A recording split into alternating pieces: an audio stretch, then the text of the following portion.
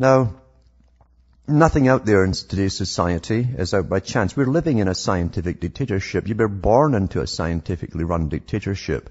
Governance is an art of governing people through various means by which they're completely oblivious to get desired results, to get them to go along like a blind herd. That's what governance means. I've read the articles. It's a system where the people who are governed have no say whatsoever in the direction of the laws and the forces that are acting upon them. There's no complaints department. There's no involvement. There's no democratic, we can speak to them and have our say. It's not there outside the humoring aspect of it. And when they gave us all your social networking systems, and they gave you the internet in the first place, it was always to bring you to a stage where they'd monitor every single individual. That was the purpose of it. And you can't stop again the herd from jumping at things. They like toys. They like their friends. You know, don't you want to be in touch with your friends? Do you know how many friends you really have in your life when you go through it? Do you really, really know? You're lucky if you got a couple. Most folk are lucky if they got one.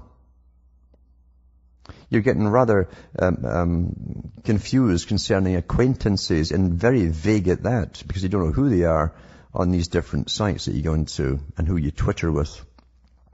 A lot of them are setups as well. It could even be a computer that's pulling your leg. Study says almost half of Americans use social networks. And that's from Hot Hardware, April the 9th, 2010.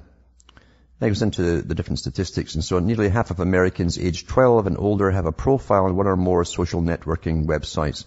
Also revealed that the use of social networking sites was not limited to youth. Apparently 78% of teens and 77% of 18 to 24-year-olds have personal profile pages. Nearly 2/3 of Americans between the ages of 25 and 34 have personal profile pages.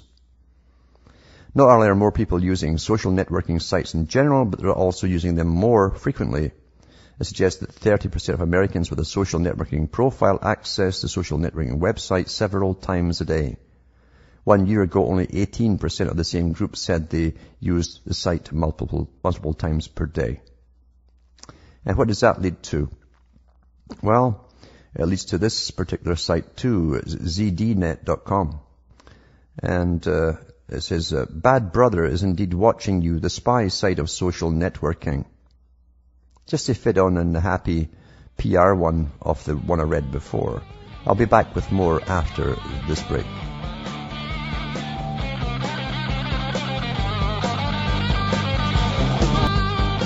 Hi folks, this is Alan Watt and we're cutting through the matrix.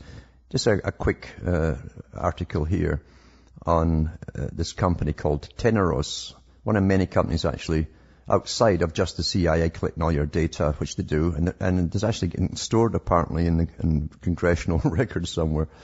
Teneros has launched a product designed to let the company monitor its employees' social networking activities, and then it goes into the reasons that they'd want to basically check up on its employees. Whistleblowers are one reason, it says here too. But it's now automated, the system is automated now, and employers can discover and monitor their employees' Facebook and Twitter posts and tweets with more sites promised, such as YouTube, MySpace, LinkedIn, as for examples. So, you know, but you can't stop the lemmings, can you? You can't stop the lemmings from wanting to be a star. I guess that's what it is. They want to be a star. I want to be up there. You know, I want people to know me, you know. And all you have is these little text messages from your friends. Now, there's a caller from California. Peter, are you there, Peter? Yes, I am, Alan. Hi, how are you? Not so bad. Okay. Well, aside from you hitting all the fun points that are on my mind right now, there's some pretty crazy things going on here as well. And just to touch up on what you were saying about the Facebook and the social networking programs, they were never meant to be about you and I, for example. All it was a basic structure set up for in the future in order to determine the patterns in life that we go through. Everyone is always posting on these Facebooks and Twitters what they're doing. It's in order to find that pattern, right?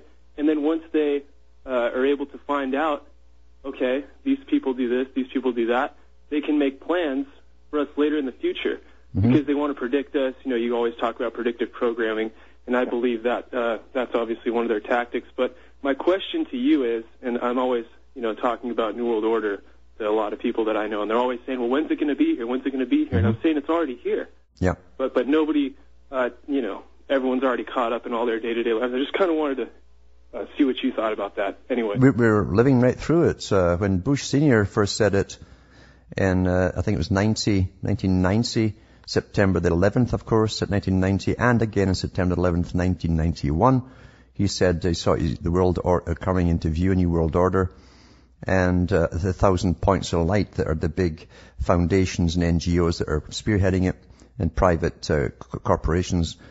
We were already going into it then, and of course it was really kicked off with the Century of Change in 2001. That's when the century began, by the way, is 2001, not 2000. And that was to kick it right off there. They were right on cue, like the big business plan that they have. But you're quite correct with I've read the article from the Pentagon's own release saying they have an artificial system where every one of us is in that system, a composite of us in a virtual reality, and it updates itself daily by all our messages, emails, and so on, updates us all. It knows the clusters of friends that we have, what we all have in common, what your behaviors are Monday, Tuesday, Wednesday through Friday to Saturday, Sunday. And if you change your behavior in the future, you'll get a knock on the door. They'll want to know why. Because now you become unpredictable.